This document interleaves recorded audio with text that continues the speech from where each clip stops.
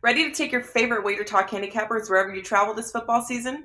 The Wager Talk TV app is now live for phones, tablets, smart TVs, and streaming platforms.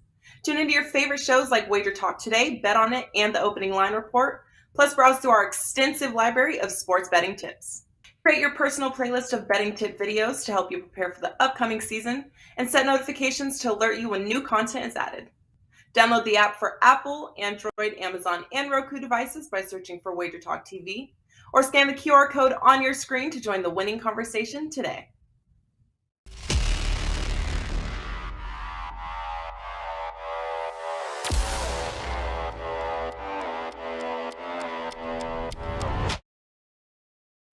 Welcome to the NBA Triple Double Show powered by SportsMemo. I'm your host, Ronald Cabang, also known as UCapper on SportsMemo.com and at U_Capper on Twitter. I'll be joined by Moneyline Matt and Jeff Michaels today. We'll be breaking down 3 games from today's big slate. But before we get into those games, I do want to talk about some of the promos we got going on over at SportsMemo.com. First one up, promo code 77. That can get you a 7-day all-access pass for just $49 from either Matt or myself, or you can use it on both of us if you want. Both of us handicap more than just the NBA, so that's why we like this all-access pass here. I know Matt does the NFL, he does UFC. I also touch on the college basketball side. Doing more soccer as well, and you can grab all of our plays for the next 7 days for just $7 a day. The next one up, we have Sport 100. This is a promo code for the NBA. Remainder of the NBA season where you can take $100 off. And that, again, promo code Sport 100. That's for the remainder of the season. I believe that also includes the playoffs and the championships as well. And some of the $2 Tuesday handicappers are also still live as well on the site. So head over to sportsmemo.com to check out all of the amazing stuff we got going on a daily basis, because you never know what cappers have on sale or on the picks and packages available. So also hit the like and subscribe button before you go. It only takes a couple of clicks and it helps our show grow tremendously. With that said, let's get our guys up here, Moneyline Matt and Jeff Michaels. We got Jeff here he's sitting pretty. Jeff, man, let's start with you actually. How's everything going here on the week? I know the NBA season is past the halfway mark. How's everything going there? And also, what's going on over on the other sports as well? Yeah, I can't complain. I'm always happy to be here, and I always know it's going to be a good show when we're laughing backstage before this. So Yeah. it's been going good. NFL's been running hot. I'm looking forward to this weekend. I'm waiting on 1 or 2 last movements before I make my plays to the weekend. And, been sitting pretty in college basketball too, but I like this NBA card today. And first play I've had in a couple of days in the NBA is actually going to be my best bet for you guys today. So looking forward to it, and I don't know. We'll see. I might keep talking. There we go. There Never we mind. go. Technical We're back. We're back. difficulties resolved. We're all here. Good. We weren't hiding. All right. So, Matt, how's your week been so far in the NBA? I know we were sort of on Monday. I don't know. I think some of our regular plays hit. I think some of our best bets didn't. I think yours actually didn't play. So that's probably why it didn't hit. Yeah. So, how's your week going in the NBA? Yeah, unfortunately, Ja Morant did not play for my best bet on Monday. Did make some nice calls, though. I called that Rockets victory. I called that Jalen Green bounce back. So had some nice calls on the show in terms of over at Sports Memo. Got a couple wins going this week, so we're definitely going better than last week. And excited for the NFL, of course. We got some big conference championship games, and I'm doing the same thing as Jeff. I have one play plugged in, and one other play I'm kind of waiting to see how that line moves a little bit. I think the line might go actually in my favor for that game. So I'm actually being patient, waiting a little bit there, and then I'll have another play uploaded here shortly once I get the line that I desire. But yeah, great week. And I think this is an awesome NBA card, just like you guys said. So I'm ready to break this one down. Yeah, I'm coming off a 2-1 day yesterday in the NBA. I just found out last night. I was doing some research and I looked through our back end tool, and I'm actually number 1 in the 2023 calendar year for basketball combined, so college and NBA. And so that's why the all access is really cool, because you're able to kind of take advantage of all that stuff. But let's get into the slate today. The first game up here, we got the Nets and the Sixers. Nets are on a 2-game winning streak. this is the last of a 5-game road trip for them. First leg of back-to-back road to home game. So they actually travel tomorrow to Detroit and face the Pistons. Sixers on a 5-game winning streak. They're well rested. They haven't played since they beat the Kings in Sacramento on Sunday. But this is the first game home of a 4-game homestand. KD obviously out for the Nets for a while. Korkmaz is out. Embiid is the questionable guy here that we need to kind of worry about. As far as the matchup, Sixers won that first matchup this season at home, 115-106, as 7.5-point dogs. The reason why they were dogs that game because all three of their big three was out for that game. Do you see a big change because everyone is back playing this game? Should they be able to take care of business here without KD with the Nets here? Let's see what Matt has to say. Yeah, so for me, I'm personally looking at the 76ers here. The 76ers are 30-16 on the season, 17-7 at home, and 16-8 against the spread at home. And this is a 76ers team who's also playing some of their best basketball at this point in the season, rattling off 5 wins in a row. As for the Nets, they've also won 2 games in a row, most recently to the Golden State Warriors, and are really just trying to hold it together in the absence of Kevin Durant, probably trying to stay around 500, just a little bit above. But for me, the biggest impact in this game is going to be Joel Embiid. He has a game-time decision coming into this matchup, but I do believe he plays. This is a line, though, you do have to wait on Embiid news before I personally think pulling the trigger on either side. But, again, as long as Embiid plays, I am definitely with the 76ers here. In Embiid's last 11 games against the Brooklyn Nets, he's gone over 30 points in 8 of them. So, again, very good against the Brooklyn Nets. The Brooklyn Nets tend to struggle inside on top of that. Nicholas Claxton is a nice guy down low, very good at rebounding, but he is a smaller body, especially comparing to someone like Joel Embiid. And, you also look at someone like Kyrie Irving. Kyrie Irving is that number 1 scorer for the Brooklyn Nets, takes an even bigger load with Kevin Durant off the court. So for me, if Kyrie Irving has even slightly an off game against this 76ers team, then I think the Nets lose and the 76ers definitely cover this spread. In addition to that, this 76ers team is actually a very solid defensive team, ranking 7th throughout the NBA in overall defensive adjusted rating. So, again, I think this is a tougher spot for this Brooklyn Nets team.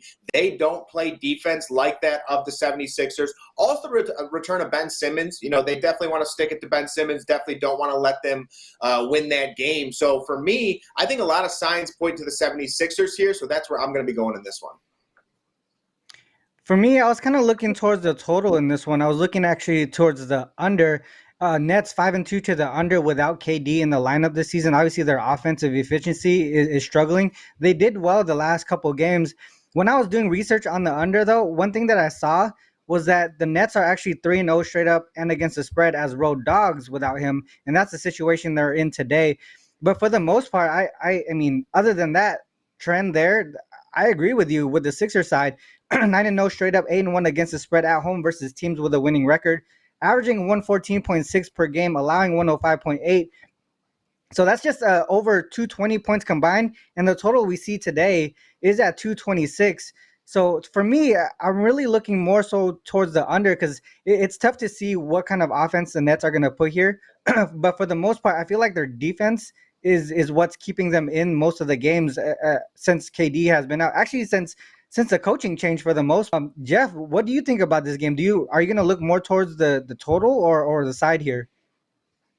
Yeah, I like both the viewpoints, actually. I think I'm leaning with Matt here towards Philly. I mean, you guys kind of mentioned it. One of the big things that stuck out to me was Philly took the win as I believe, 7.5-point underdog in the first meeting between these two teams. And like you guys said, without the big pieces to that Philly lineup, hence the line.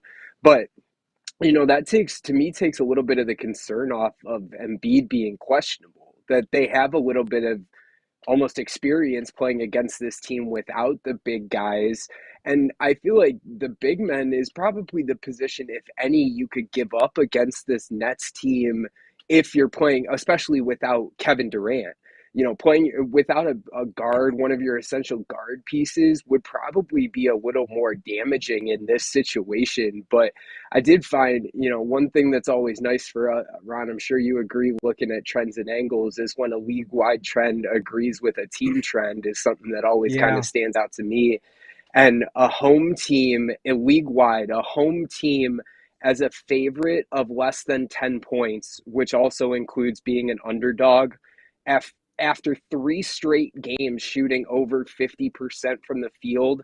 They're 12-4 this year against the spread, and Philly's 16-4 against the spread after back-to-back games shooting 50% or better.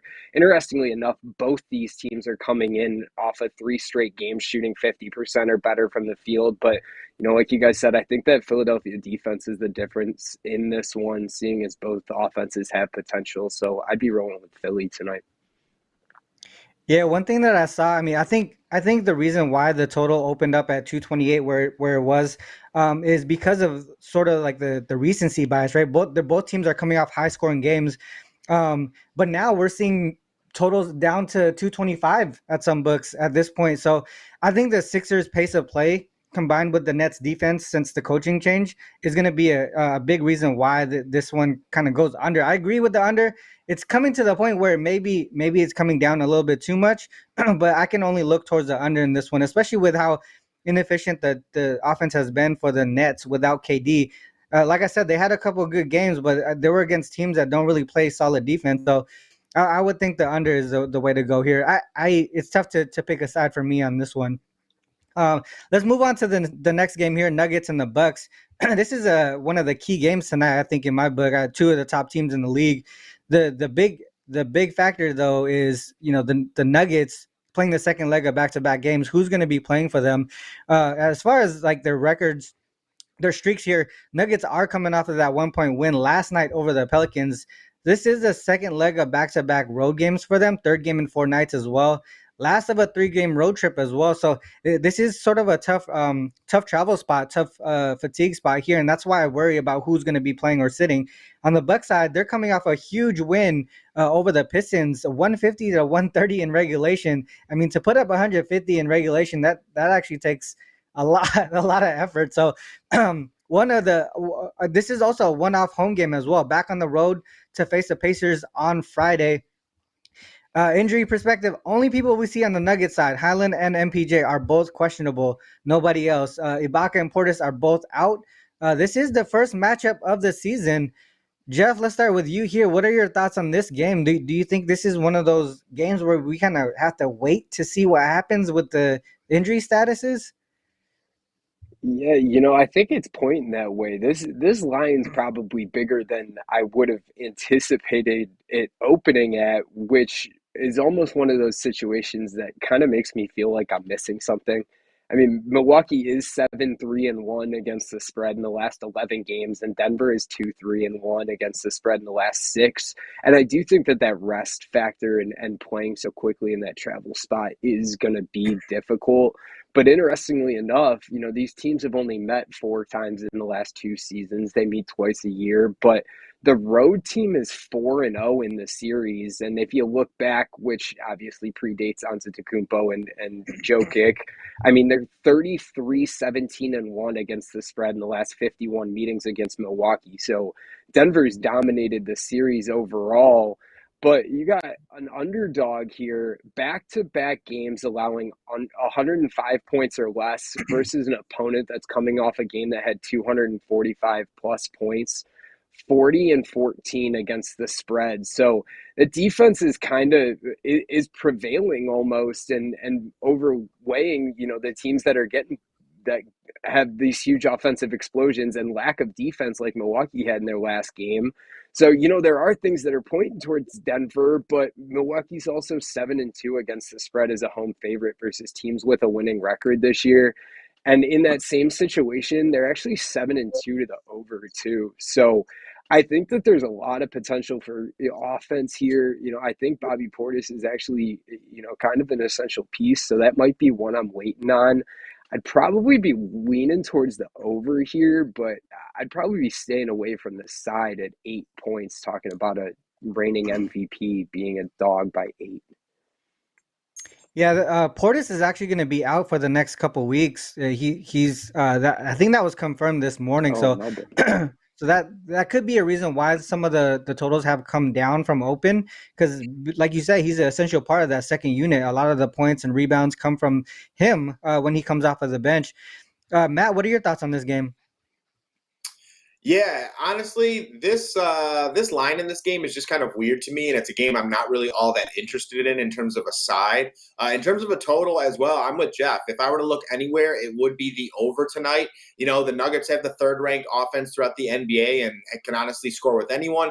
And for the Bucks, you know, now they're finally getting their big three back together. They've had a couple games. They're going to have Drew Holiday, Chris Middleton, Giannis. I do think Bobby Portis is a key piece, to your guys' point. But in addition to that, he's a key piece on the defensive side as well. So when you bring in that backup, there could be some more points on the Nugget side on top of that. And this is a Bucks team who's also playing very good in front of their home crowd. They're 16-7 to the over at home this season and 18-5 at home overall. You know, as for the Nuggets, they're also hitting the over on the road. They're going 12-9 to the over on the road this season. And personally, I think this is a spot where both teams come to play on the offensive side of things. You know, if Jokic is declared out or if someone randomly is declared out last minute, obviously that changes some things. And personally, I look at this line and it's fishy to me. I feel like there is going to be someone who's declared out in the next couple hours because I just don't understand a 7.5 point line for the Denver Nuggets going on the road to face off against the Milwaukee Bucks. So for me, this game is somewhat of a pass, but if I were to look anywhere, it would be the total at the over 231. Yeah, I agree with you guys. My best bet is going to be on this game here, so I'll talk about it a little bit more later on. So let's move on to the last game that we're going to be talking about here, the Grizzlies and the Warriors. Grizzlies have lost 3 in a row, 4th game of a 5-game road trip for them, 3rd game in 4 nights as well, but are not playing on the second leg of back-to-back games, so they do have some rest between. The Warriors, on the other hand, they're well rested. They haven't played since the outright loss to the Nets on Sunday at home. Second of a 3-game homestand for them. Injuries, Green, Adams, and Contra are all out for the Grizzlies. Iguodala is out, and Wiseman is probable for the Warriors. From a matchup perspective, Warriors won and covered the first matchup, which was on Christmas Day, 123-109. As 7-point dogs. Curry didn't play that game, and that's why the line was where it was. The injury perspective here, how key is Adams going to be out for this Grizzlies team for the next couple of weeks? I think he's someone, I don't know if he moves the needle as far as like total and spread, but as far as the team chemistry and how they play, he's a big part of opening holes for Ja Morant. He's the guy that screens and gets the offensive rebounds and kicks it back out. He does a lot of little dirty work that a lot of people don't really kind of, quantify in the total and the spread. So I don't know. This one's a tough one here. Matt, let's start with you. What do you think about this game? Yeah, I'm with you, definitely. I think Steven Adams is a huge piece for this Memphis Grizzlies team, and I think it's actually slept on how imperative he actually is to this team. I think he's very much the glue guy, and because of that, I'm actually going to be going with the Golden State Warriors here. You know, the Golden State Warriors face off against the Memphis Grizzlies this Wednesday night, and I honestly think this is the number one game on this NBA slate. The Warriors are coming off that home loss, to your point, Ron, against the Brooklyn Nets, and will essentially be full go other than Andre Iguodala. As for the Grizzlies, this is a team that's lost 3 games in a row, most recently to the Kings, and again, a spot where Ja Morant did not play and Steven Adams did not play. But for Ja Morant, I honestly think he was looking to this Golden State Warriors game. You have to remember this Golden State Warriors team eliminated the Memphis Grizzlies last year in the playoffs. Definitely didn't sit well with Ja Morant and this Memphis Grizzlies team. So this is definitely a spot where I expect both teams to come to play, to put their best foot forward. I think it's going to be a close game throughout. But with that being a 245 total, I don't know. That's a little high for me. I don't think I can bet that one either way because I can definitely see a lot of points getting scored here. But for me, I am definitely leaning to this Golden State Warriors team. You know, this is going to be a spot, once again, without Steven Adams. I think that middle opens up a little bit for the Memphis Grizzlies and for the Golden State Warriors to attack. for the Golden State Warriors. They are going to be starting Draymond Green at that 5 spot. And for the Warriors, that's a spot that they're very much used to. You know, they've run that lineup many times in the past. It's actually probably been one of their best lineups as a team in terms of win-loss record. And for the Memphis Grizzlies, this is something they're not very used to. I'm not exactly sure what lineup they're going to run, if they're going to slide Jaren Jackson to the 5 or Brandon Clark or whoever that may be. So, again, I side with the Warriors there because that's a lineup they're very experienced with and have played some of their best basketball. In addition to that, one reason that I really like the Golden State Warriors tonight is I believe they are trending up. I know they just came off a loss against the Brooklyn Nets, but you have to remember this is a team that was without Andrew Wiggins, without Steph Curry, Dante DiVincenzo, Jonathan Kuminga. They were without a lot of their key guys, and it takes time when you insert those guys back into the lineup. You need to get that chemistry, that synergy. Someone like Andrew Wiggins is a key defender on top of that. You know, he's someone that helps to disguise some of Steph Curry's weaknesses on defense when there's switches going on throughout the game and things of that nature.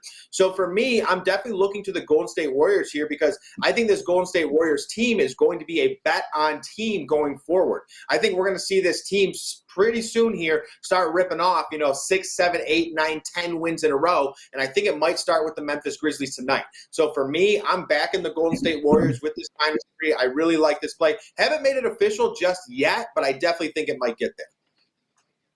Yeah, I mean, I think I'm with you here. I would agree that it would be the Warriors or nothing. The Grizzlies, they have struggled on the road for the most part of this season, especially from a spread perspective. Just 8-15-1 against the spread on the road. If you include that they're the road dog, just like they are today, they're actually 0-5 straight up, 0-5 ATS, losing all of those 5 games by double digits. On the opposite side, we know the Warriors' home road splits is kind of crazy too, right? They've been so good at home. I looked at how they do at home against conference opponents with a winning record, 5-0 straight up and against the spread in that spot. That includes that Christmas Day matchup earlier this season against the Grizzlies. I can only look towards the Warriors too, but I'm only hesitant, like you said. Like I kind of want to see how the Grizzlies do without Steven Adams here. I think he's such a key part to their team, even though he doesn't touch the ball all the time. He's such a key part to that team. I think what you mentioned was he's a glue guy. He's definitely that guy that does impact the game for them. So I might say I can only look towards the Warriors, but I don't know if I'm going to put my money on it, to be honest. So, Jeff, what are your thoughts on this one? Is it Warriors or nothing for you as well? Well, we'll just throw the little curveball in there. I have gone official. It is actually my best bet. If we want to roll on over into it too. Yeah, but, let's just get straight into it then. Adams, yeah, get to straight. Yeah, I think Steven Adams is a big piece. We talked about Bobby Portis. We talked about the bench guys. And in this situation, Wiseman is going to be coming off the bench for this one. But him being probable, I think, is going to be a big mismatch, especially without Steven Adams out there. That's a big body to be covering from one sense or another. He's obviously, he's probably not going to be their leading scorer tonight, I'm not going to say. But, I think he does make a big difference with that height and with that length looking against, I'm with Matt. Who knows exactly what they're going to do with that lineup. But Wiseman's got a little bit of a height advantage on Jackson and on Brandon Clark, if I'm not mistaken. And, Memphis was that run that Matt was looking for with Golden State. I think they're headed there too. And, to touch on actually what both of them said, both of them touched on points that I was going to make. Ron, you said it. 0-5 against the spread for the Grizzlies as a road dog. Not only did they lose all of those games by double digits, the average losing margin of those games is over 21 points per game. So they're getting blown out. And I think one of the biggest things that Matt said about that streak starting tonight against Memphis is the fact that this is in Golden State. I mean, you got a Memphis team that has struggled to cover the spread on the road. They've only covered 8 of their 24 road games on the season. Golden State, even with all their injuries and sitting players and resting players, 15-8 against the spread at home. And you got a Memphis team that realistically, probably the last time I was on the show, we were talking about the fact that Memphis has been one of the better defensive units on the season. Well, in the last 10 games, this Grizzlies defense is allowing over 117 points per game. And, it almost deterred me for a second that Memphis has the edge in this head-to-head series over the last 15 meetings. They're 9-6 against the spread. Then you look, Golden State's 5-3. They have the edge on their home court. They've had the edge on their home court. And they're 5-1 against the spread after an upset win in their previous matchup. So that really stood out to me because sometimes you look at a trend, they seem kind of random. I think Golden State is out to prove that their upset wins aren't a fluke. They're not coming out with these random upset wins. They're still a team to compete. They're still competing with the best. And they're 5-1 against the spread in the last 6 games against teams with a winning record. So they really are still competing with the best of them, even with resting players.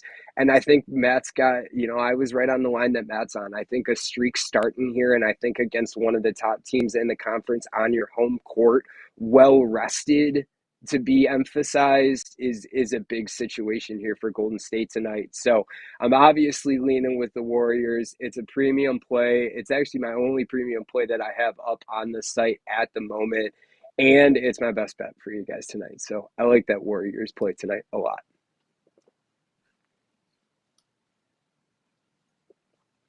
You, Rob.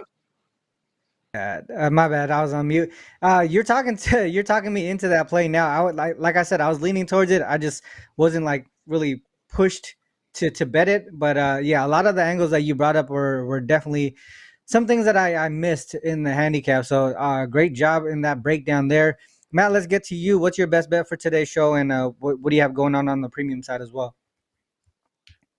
Yeah, premium side, we're already locked and loaded for the NFL slate coming up this weekend. And after we get off this show, I will be updating my NBA. Definitely going to have some NBA plays today. I think it's a great card, a lot of opportunity. Even if you're not a single game player, there's definitely a lot of opportunity in terms of single game parlays and things of that nature. But for me, we're going right back to the same exact last best bet as Monday. And I like this spot even better. It's going to be Ja Morant once again over 29.5 points against the Golden State Warriors. And for starters, this is a primetime matchup on ESPN. And, when there's those primetime matchups on ESPN, the whole world watching, generally the stars come to ball. And I think that's Ja Morant tonight. And in addition to that, these are two teams who have become one of the better rivalries throughout the entire NBA. And if you can recall, too, this is a Golden State Warriors team that knocked out Ja Morant and the Memphis Grizzlies. I mean, I don't know if you've seen the video, but Steph Curry walks over to Ja Morant, kind of talking a little shit, patting him on the chest. And, that stuff someone like Ja Morant is going to remember. And I think he comes to ball in this matchup. And, this is another spot, too, with Steven Adams out and with Draymond Green running the 5 position for that Golden State Warriors team, I think that opens up the game a little bit. And I think this game is even faster than it would have been typically. This is a Golden State Warriors team who run the highest pace throughout the entire NBA. You got guys like Steph Curry bringing the ball up, Jordan Poole bringing the ball up. It's going to be very fast. And then the Memphis Grizzlies run the 5th highest pace throughout the NBA. So again, a very high-paced matchup. Ja Morant is one of those style players who gets that rebound, pushes it up the court immediately, presses the paint on top of that. And in this matchup, I also think, yes, Draymond Green is always physical. He's always going to try and defend that paint. But he does need to be a little careful here as well, because if he is out, that offense does not run as smooth. And for Ja Morant, this number at 29.5 points is actually a number that he has missed 5 straight games. And with Ja Morant missing that at 5 straight games, that's actually his highest stretch of the entire season, not hitting 30 points. So again, I think that makes it an even better bounce back spot for Ja Morant here against the Golden State Warriors. And in their last outing on Christmas, Ja Morant had 36 points, 8 assists, 7 rebounds in that losing effort. And I kind of expect something similar here. I think Ja Morant goes off, has a great game, but it's in a losing effort once again. This is a spot for Ja Morant too, where on the season, in his last 10 games, when Ja Morant has seen 20-plus shots in a matchup, he's gone over 30 points in 8 of 10 of those matchups. So it's pretty simple. If Ja Morant gets 20 shots, which I think he will tonight at the against the Golden State Warriors, he's going to be the most aggressive player on the court. I think he gets over 30 points. So for me, the best bet today is Ja Morant over 29.5 points for that best bet segment. Let's get it, guys.